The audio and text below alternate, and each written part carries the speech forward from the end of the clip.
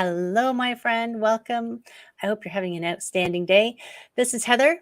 This is the Back to Me podcast. This is the super amazing Friday edition of the podcast, which is my celebrity chat, which means I'm going to talk to an awesome human. And that is my favorite day of the week, as you know. And this week, the awesome human is Tanya, more than a mama. I love that. Does the more stand for something, by the way? Or do you just like... I have tried in the past to come up with some fancy acronym, but no, not so far. Just we more. could brainstorm Just that more. later. We could brainstorm that later. We'll ask for feedback. Yeah, exactly. So Tanya, thank you, by the way, for, I guess you got up a little bit early for this. No, that's okay. Yep, it's a beautiful Saturday morning here on the Gold Coast in Australia, so I don't want to miss it. Oh yeah, absolutely. And what is more than a mama, by the way? What is that all about? It's a reminder. More than a mama is a reminder to all the mums out there that there is more to your life, there is more to you than the sacrifice and suffering that we have convinced ourselves is necessary to be a mother. So Right. it's just about, there is more to you as a person, there is more to your life, there is more for you to do than to just be the mama. And I always ask this question because I always find it interesting, because there's always a story that comes with it of like, what brought you into this business, you're helping moms put themselves ahead first, and what brought you to that? It was a combination of my own experience of putting myself at the bottom of my to-do list as pretty much as soon as I met my husband. Like, making him happy was my only priority. And then, of course, when the children came along, it was the same for them. What I didn't realize at the time was that I was I had convinced myself that I was, the lowest priority, but I was also teaching them that was where I belonged as well. Right. And so then, it becomes a real vicious cycle. You're stuck in this place where you believe you're the least important person in the family, and you're teaching your family exactly the same thing. And after doing that for many, many years and lying awake, wondering, is this it? It's like Groundhog Day. Every day is exactly the same. You come last, you go without, and it's a combination of, believing that that's what I should do as a mum, and society's belief that that's what you should do as a mum. Everything is put on hold so that you can be the most amazing mum that you can be. And also, spending time with other mothers, standing on the sidelines of my children's sport and hearing them saying the same sort of thing that I was saying to myself. It was, and it's probably one mum in particular that really sort of kicked me into, wanting to be a life coach. And she was a mum. She only had one child, but she worked full time. And she's like, I've always wanted to write children's books, or to write poetry for children. And I've even got a friend who's an illustrator. And I'm like, why don't you do that? She's like, oh, I've got my son and I've got my husband. And like, I didn't recognize that person was me as well. I was staring into a mirror, and I couldn't recognize that at the time, but I was absolutely furious for her. I was like, you've got to be kidding me. That is not an excuse. Like, why don't you do that for yourself? But I was doing exactly the same thing that she was doing. And so that was really what fired me into sort of being a life coach, and going through my own process of personal development and rediscovery, and wanting to be more than a mama and more than a partner as well. And so it was going through my own journey and then wanting to help other women to make that change as well. Right. And it is very true. And it's interesting, like you said, you were teaching your family that that's what your place was, but you also, in some ways, like, you're teaching your daughters that this is This is your lot in life, my dear. And oh my gosh, I was always a bit apparently stubborn when I was a little kid, and I wouldn't do what people told me to do. So I would have stood back and go, forget it. And maybe that's why, it's because I didn't have children. And that might be why I decided not to have children, because I saw what happened. I went, I'm not doing that. And if I have to give up being my independent self by becoming a mom, forget it. I'm out. Psh, Yeah. right? But it is true. Like, you can see it every day. The poor, stressed out soccer moms racing back and forth, trying to get kids to this, trying to get kids to that. And they are always last. Yeah. And Yeah. I mean, how do you help people? How do you help people reorganize their priorities? There's a lot of delving into like their self-limiting beliefs, and I think it all comes, like, it's multi-generational. Like, I know that it's a stigma. Like my mum, she definitely put herself last for us. And what you say is true, with the lessons that we're teaching our children, and my daughter, that was one of the big things that, that kicked me forward, is like, I don't want my daughter to think, to end up in the same situation that I'm sitting in. Here I am lying awake crying most nights because I'm absolutely miserable. I don't want her to do that. And I don't want my boys, I've got 2 adult boys, I don't want them to think that as soon as they have a girlfriend, they're set. Like, they don't have to do anything for themselves, and they, their priorities come first. Right. So when it comes to, working with my clients, it's really a matter of changing that belief system for themselves, helping them to realize that they are worthy, of having time for themselves, and they are allowed to say no to their loved ones, and helping them to rediscover who it is they are. Like, do you remember who you were before you had children? What did you like to do? What were the dreams and the plans that you had? And let's breathe some life into those. And it's helping them also to understand that it's not a choice between being a mum and being an empowered woman. It's doing both, finding your own unique balance so that you can do both. Right. And it's, you can, I often, when I talk to people, I talk about, and it's not always moms, because I talk about finding a balance between all of the parts of your life, and you don't exclude one. So I usually, when I talk about work-life balance, because people are trying to carve this piece of their life off to the side and create balance. I'm like, well, your work is part of your life. So, your work, or professional, your physical health, your relationships are important to your financial, emotional, spiritual. I talk about 6 of them. And it is so true. I mean, you can be happy with all of the parts, but they have to be in a good balance with each other. And I've always felt like it was like, where do you place what is the most valuable thing to you? What do you value? Do you value, Yeah. relationships, family, health, all of these things? And then where are you putting your priorities? So I can see people could get a bit hung up there, now that I'm saying it out loud, that if they say their number one priority is their children, and they put all their value is on their children, then they aren't valuing themselves, right? Yeah. Yeah. And maybe that's what you were talking about with the what did you call it? Mindset? No. Your beliefs. Yes, limiting beliefs. There it is. Yeah. Thank you for remembering what you said. I did warn you in the beginning that I tend to get lost on a tangent, right? Yeah. Yes. They're used to that. The listeners are used to that. And it's interesting also because I think I just thought of the empty nest syndrome. I mean, Yeah. people forgot who they were, and maybe they never got to find out who they were before they got married and had kids. And then suddenly they're gone. And what do you do with yourself?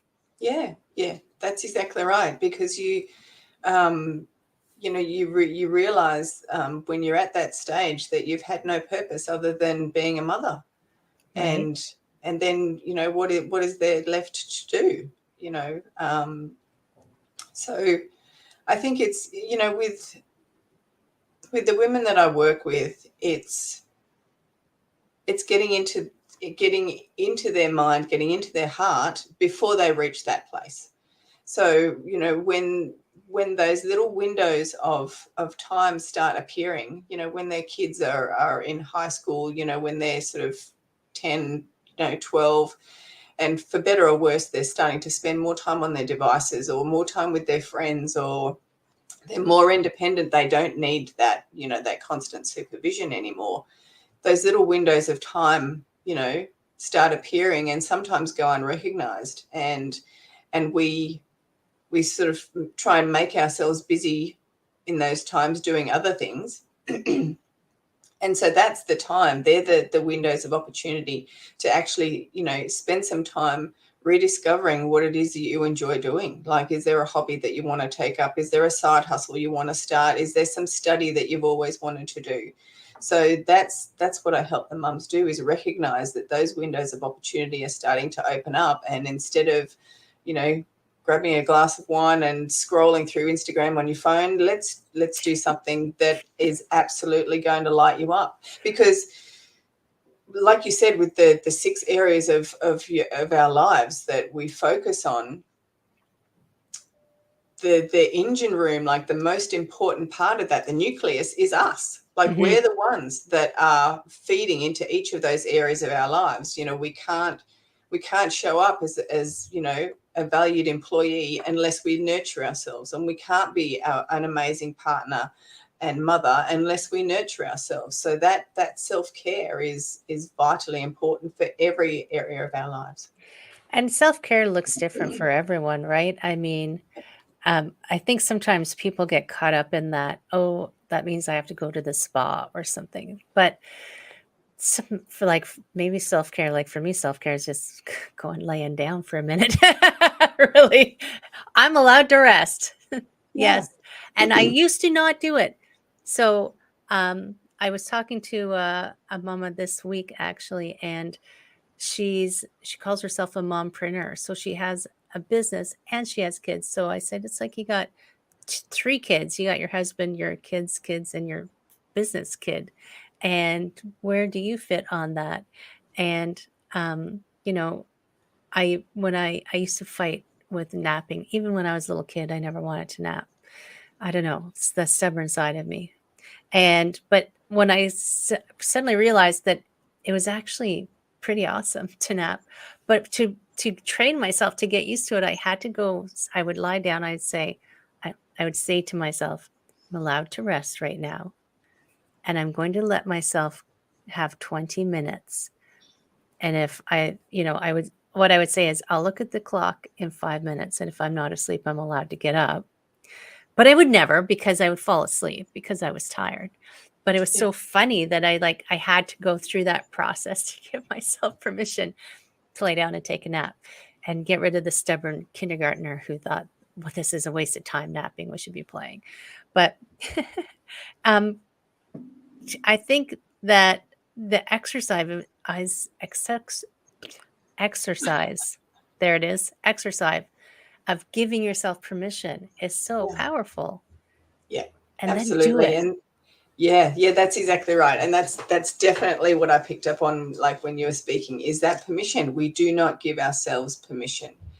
And then I think what we do is we project that lack of permission onto other people, because we don't acknowledge that realistically, like, our families aren't saying, no, you're not allowed to rest. You're not allowed to do things for yourself. We're telling ourselves that, but we end up projecting it onto other people, saying, well, I have to do everything for everyone, and you guys need me to do this. And in a sort of sense that is true, because that's what we've trained them to do. But the permission piece definitely comes from within first. We need to, like you said, we need to train ourselves that it is okay to look after ourselves. And when you've been in that process, that habit of denying yourself rest or time or self-care, it's a hard habit to break. And it's like you said, like give yourself 20 minutes to have a lie down, and you kind of have to force yourself like you would a toddler. Like, no, you're going to have a lie down now. Yeah, I did in the beginning. Now I'm better at it. Like, you can Yeah. retrain yourself. It's okay. Even old Yeah, dogs can learn their absolutely. tricks. And it's interesting you were talking about the windows of time, because your kids are becoming, and maybe this is a hard thing. I don't know. Maybe it's a hard thing. Your kids are becoming their own people. Yeah. And that has to be allowed to happen. Yeah. So I know moms who can't stop being moms and not letting their kids become people, independent people. So then that's like even a bigger cycle of putting yourself at the bottom, because you're not even letting them develop. Yeah. And it's, I mean, I guess that's you're so used to that. I have to keep doing it. You don't know how to stop and Yeah. step away. Yeah. And I remember reading, it was in a book that I read that will come back to me at some point. It might have been in Big Magic by Elizabeth Gilbert. And she at one point didn't know what to do with herself, because I can see I've had some coaching clients who were just like, I'm stuck, but I don't know what to do, because their standard mode of practice was always doing. Yeah. And then when they don't know what to do, they're lost. So her approach was just something curiosity. So if I guess this might be something that you use, and you can talk more to it, but if they've never explored who they are and they don't even know where to start, just be curious about something, right? And then follow that trail, and without caring where it goes. That's the best part. Yeah, that's exactly right. It's like an adventure into sort of, who you are and what you like to do. With my clients, I like to start with, okay, so let's go back to, what did you want to be when you grew up? Like, when you're a kid, what did you want to be when you grew up? And why? Why was that appealing to you? What is it that's interesting or exciting about that? And so let's look at, well, what feeds off into that? And then and you just sort of give them those little hints, little little glimmers of paths that they could possibly follow. And I tend to find that that sparks their own curiosity. They're like, oh, and then they'll just go wandering down a path, and so we follow and we see where it goes, and then it'll lead off somewhere else. And it's like, well, I've always wanted to do that. And I'm like, okay, so now we have a few little actions or steps to help you, rediscover what is interesting, what lights you up, what gives you, heaps of joy and a bit of a buzz, and then it just starts, and then it tends to snowball. It's like, I did that, and no, I didn't like it as much as I thought I would, and okay, but now I've met this person and they do that, and so it's just giving them that little, it's like giving them a flashlight in a dark tunnel. It's like, oh, what's right in front of you here? We just need to find out what's right in front of you. Right. And it's a different way of thinking too, because if you've always been of the outcome mindset, right? Yeah. So that goes back to permission again. You don't have to get anywhere in particular when you're being curious. And that's the great thing about curiosity, is you don't have to do anything in particular. We're just looking around. Yeah. Window shopping. That's it. Window shopping for a better future. Window shopping for interesting life things to think. I personally have too many. I have to prune some of them sometimes, or put some of them on the shelf and tell them I'll go back to them later. Yeah. But I know that sometimes it's hard if you've been so engrossed in something that when you come out of it, I don't know what to do. Yeah. Yeah, that's exactly right. Where we're creating results for other people. It's like, my child needs to be at this sport at this time. That's the goal. And so, you do whatever you can do. you sacrifice whatever you need to sacrifice to make sure that that goal is reached. And then the next goal is dinner has to be on the table at this time. And so, like you said, it's all results based. And it's just, we get into this routine of, you go through the motions to get other people the results that they need so that their life runs smoothly. But like you said, we deny ourselves the adventure of rediscovery. It'd be interesting to take a survey of the sidelines of the kids sports games. Whatever happened to the woman who thought she would write a book and then you were so frustrated with her for not? She never did. Oh, yet. She never did. Yeah. So right. Yeah. So that's that's, I find that it's sad. It is sad, but it comes down to, I mean, she ended up moving away. She moved back to, I'm originally from Canberra, which is sort of the capital city here in Australia. So she moved back to Canberra, and I'm stayed up on the Gold Coast. So we've lost touch a little bit, but yeah, she's still just the mama. Well, and it's interesting. I was talking to someone earlier, and actually I've talked to quite a few people about this, where the mind shift sometimes has to come with a health crisis, which is the worst way to approach it. But I understand, like, sometimes you can't hear the message until you are forced.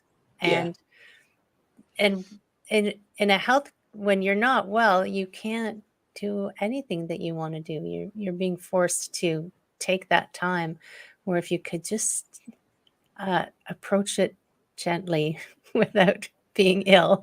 Yeah, that's exactly right. And like, my situation was similar. I didn't have like a health crisis, but mine was more like, a Mack truck. It's sort of like, it's either things have to change, or I'm divorcing my husband because it's all his fault. Right. And I'd just be happier on my own. Like that was the situation that I was in. And of course it wasn't his fault. Like, I had trained him to be the person that he was, and it was just an unconscious agreement. I did everything, he did what he believed was enough, and so that was the crisis for me. It was like, my marriage is about to end, and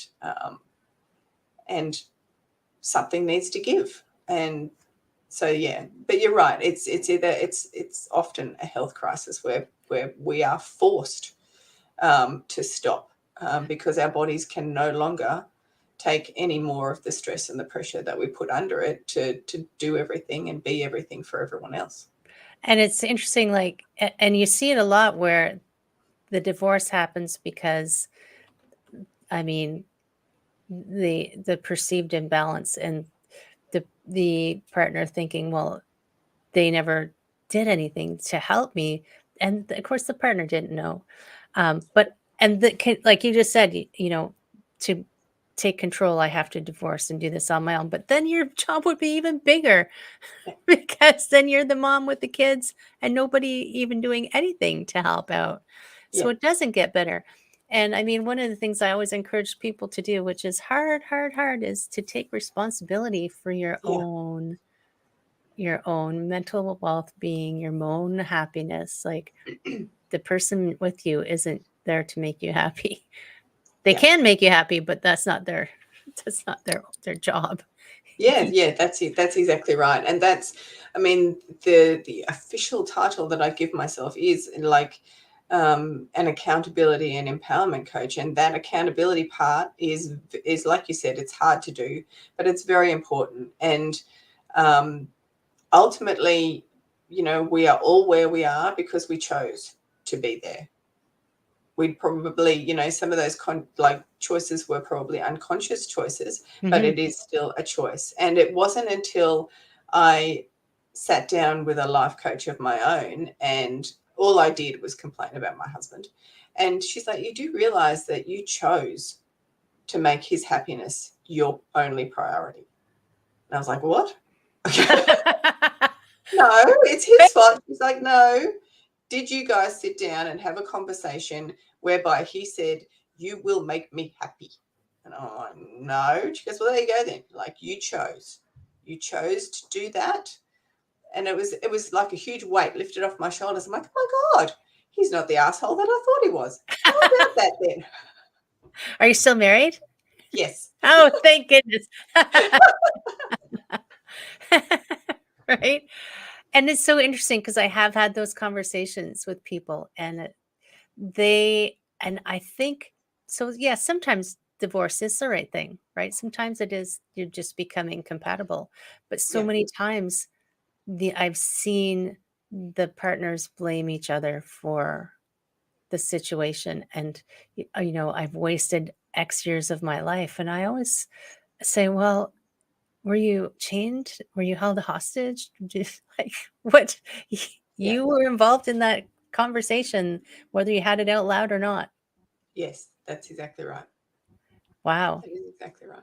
Such a good question for your coach to ask you. So once she asked you that and you kind of went, oh my God, then what happened? Then there was a conversation with my husband straight after that. It's like, okay, like, your happiness is not my responsibility. And of course he was like, what? He has no context, right? Suddenly you come home with this giant thought. He's like, yeah. what? He's like, you're on Warnings. your own, pal. So there was that conversation, and he's like, well, no, of course you're not. Because, I mean, that's the right response, isn't it? Like, no, of course you're not responsible for my happiness. But then there was years of work to retrain him, because, of course, the next question is, what does that mean for me then? Like, if you're not going to be responsible for my happiness, who is? And I'm like, you. So so then it comes the retraining, and that's a hard slog. That is tough. Like, there's years and years and years of habits and patterns that are ingrained into our being. So that was then, and it's internal. Like, you're retraining yourself to change your behavior and change what you believe and change how you think, and the same for him. So so that was what happened next. And relationships, like, I had this conversation with my husband when we started dating. We had this book called The 100 Hard Questions that right? We went through it actually just when we started dating. And I thought that was brilliant, first of all, that you get all those questions and so you get to know who the person is before you decide to jump in all the way. But we always have these conversations that relationships aren't just like you sign on the dotted line and then you just carry on. They always take work. There's always work to be done. And that shouldn't seem like a detraction from having a relationship. That's kind of like the adventure of a relationship. It's a little bumpy sometimes, but so is life. Yeah. And when you haven't done that, and this is probably what you were alluding to, when you haven't done that, like, groundwork, and it's like you spent all that time and you've become so habituated in a way of being to suddenly go, hold on, that's not what I signed up for. We need to change the contract. Yeah. You need the lawyers in, you need them rewriting everything. And it's hard to change those habits, right? Just think of any habit you've tried to change, like not eating chocolate every night after dinner. That's a hard habit to change.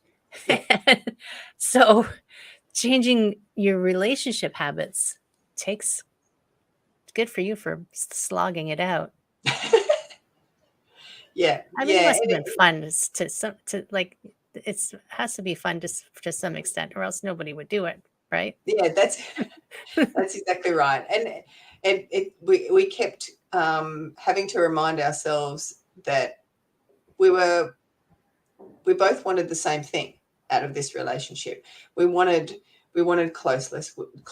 We wanted connection. We wanted fun. We wanted intimacy. We both wanted the same thing. So when we created a future vision of our relationship, for each other, when we were talking about this, it's like, well, I want this, and I want to be able to do this, and I'd like you to be, this is the role that I see you filling in this. And so we were both on the same page. It's just that we were like trying, to get there via very different paths. And so it's all about, that open communication, and trying to make sure that we were on the same sort of page, and both working towards the same thing. How old were your kids when you started doing that? My boys were about 15, 16, and they're 20, 21 now. Oh, yeah. So and it's hard for them to understand as well. I ended up going through a period where I was like, I just need a break. I'm moving out for a month. All right. I just need, this is hard work. Like the retraining my brain, the retraining his brain, it's hard work. And the resistance that I was feeling internally and externally, I was like, nah, we need time out. We need a time out. So, and my boys, they took that hard. It's like, what? Like, why are you doing this? Like, this is like this is wrong. I'm like, no, it's not wrong. I need some space. I need some space for my mental health. I need some space for me, and to help work this through. And so, because you don't realize that, when you train your children that you're last, that, then when, it's not only your husband that is affected when you start, starting to rediscover yourself, it's your kids as well, because you're now challenging their beliefs, the beliefs that you've created within them. You're now challenging them, and they're like, oh, hang on. And especially at that age, they're still sort of developing, their own beliefs and their own understanding of how, the boy-girl thing works. And so, yeah. And it is interesting. I can remember so there's 6 years between me and my baby brother, and he came to live with me for a little while, and he would come home and say, what's for dinner? And I'd say, whatever you're making, because he was so used to being home and saying to my mother, what's for dinner? Poof, dinner would appear. I'm like, I'm not your mama, and I am not taking care of you. So I think that was a bit of a wake up for him, that I wasn't going to just step in. And I have seen relationships where it seemed like husbands just wanted a mama, but yeah. That's a whole other topic. That's a whole other topic. Absolutely, that is. Yes. We're talking about how to make moms give themselves permission to be on top of their own to-do list.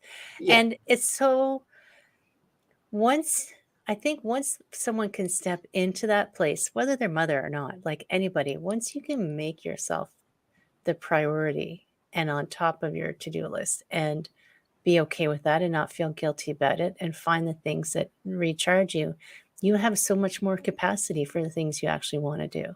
Oh, absolutely. Absolutely. You hear this term thrown around a lot. It's like, when you fill your own cup, then you have a greater capacity to pour into other people, because we are so often like running on empty and still slogging it out to, try and do everything for everyone. And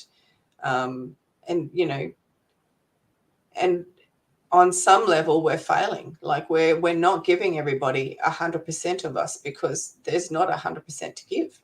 If you don't have it to give, I mean, you're not going to be able to give what, and you'll always judge yourself on, I should have been better because this, Yeah.